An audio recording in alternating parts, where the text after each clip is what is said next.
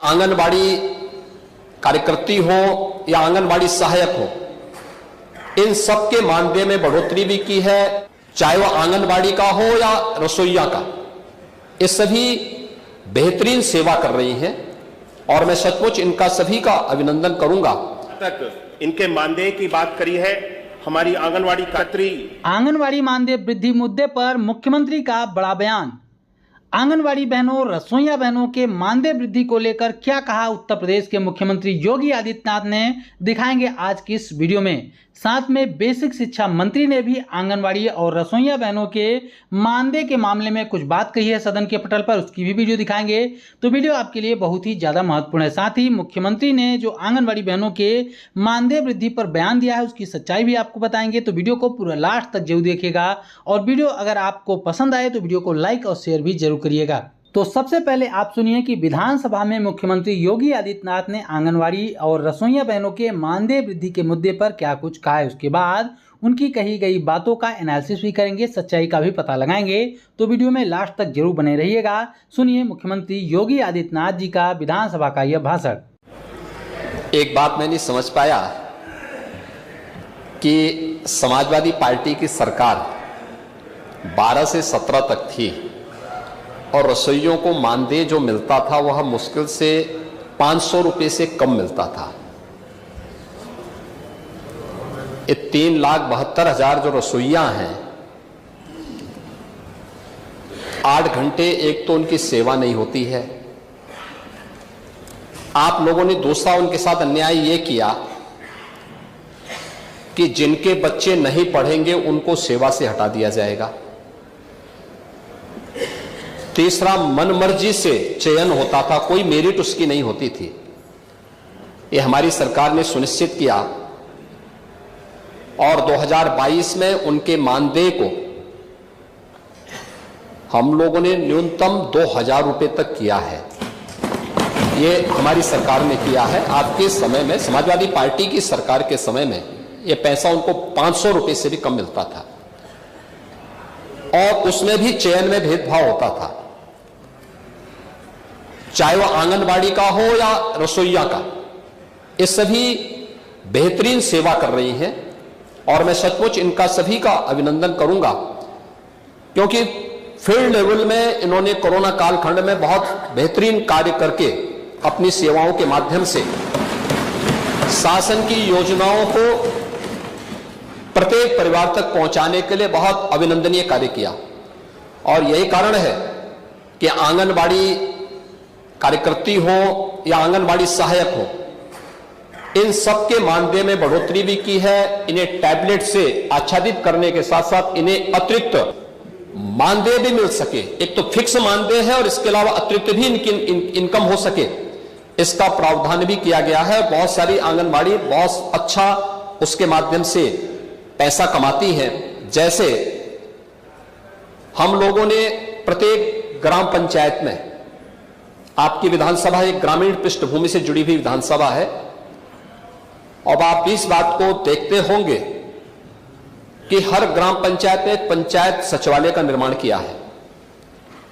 पंचायत सचिवालय का निर्माण के पीछे का उद्देश्य यह है कि ग्रामीण क्षेत्र में हम गांव को ही स्वावलंबी बना करके राष्ट्रपिता महात्मा गांधी के ग्राम स्वराज की परिकल्पना को साकार कर सके।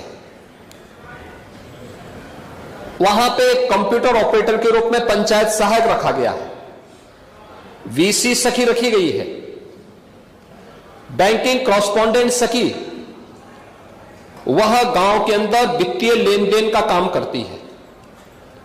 हमने 6 महीने के लिए उन्हें एक निश्चित मानदेय के साथ जोड़ा, लेकिन जब उन बैंक से उनका कमीशन बन गया तो वह अपना पैसा कमा रही है। आपके सुल्तानपुर की एक बीसी सखी अब तक 15-15.5 लाख रुपए से अधिक का कमीशन प्राप्त कर चुकी है। यह कार्य उस पर निर्भर करता है और पंचायत सहायक को भी हमने ऐसे 6,000 रुपए हम प्रतिमाह देते हैं। वह गांव में 6,000 रुपए तो फिक्स मानदेय प्राप्त कर रहा है, लेकिन साथ साथ जाति प्रमाण पत्र, आय प्रमाण पत्र, निवास प्रमाण पत्र, खतौनी की नकल या अन्य सभी योजनाओं से संबंधित जिन योजनाओं का वह ऑनलाइन सर्विस वहां दे रहा है, प्रति सर्विस उसको 5 रुपए अतिरिक्त भी प्राप्त होता है। तो अगर कोई कार्य करने वाला व्यक्ति होगा तो वह उसको बेहतरीन इंसेंटिव वहां मिल जाता है, जो उसके मानदेय और वेतन से बेहतरीन पैकेज होता है।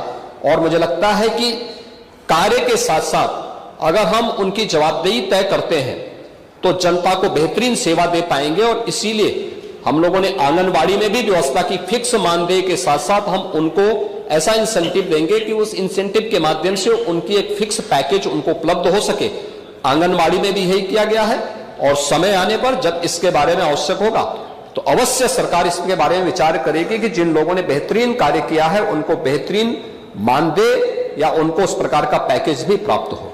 जब हमारी आंगनवाड़ी कार्यकर्ता जहां ग्रामीण अंचल में जो काम करती है उनके लिए हम 4,500 तो देते ही हैं, पर अगर वह अच्छा काम कर रही है तो हम प्रोत्साहन राशि भी उनको हम देते हैं। तो इस तरीके से हम हर समय को हम एक प्रोत्साहन राशि देते हैं। Rajni Patil. I would like to ask through you, sir, is the government aware that the Anganwadi workers are not recognized as government employees and that their monthly honorarium ranging between 5,000 to 10,000 is significantly lower than the minimum wage in many states, given that the low remuneration makes it difficult for them to meet their basic needs and affects their ability to fully dedicate themselves to the work. Does the government have any plans to increase their honorarium to provide them with employees' benefit? Additionally, what steps are being taken to address the frequent delays in the disbursement of their honorarium to ensure financial security? माननीय मंत्री जी। माननीय सभापति महोदय, सदस्य ने बहुत अच्छा प्रश्न किया है। और हमारी जो आंगनवाड़ी कार्यकर्ता है पूरे देश में हर जगह है और हमारी सहायिकाएं भी हैं और उनको हर सुविधा हम देने के लिए तैयार हैं। उनको हम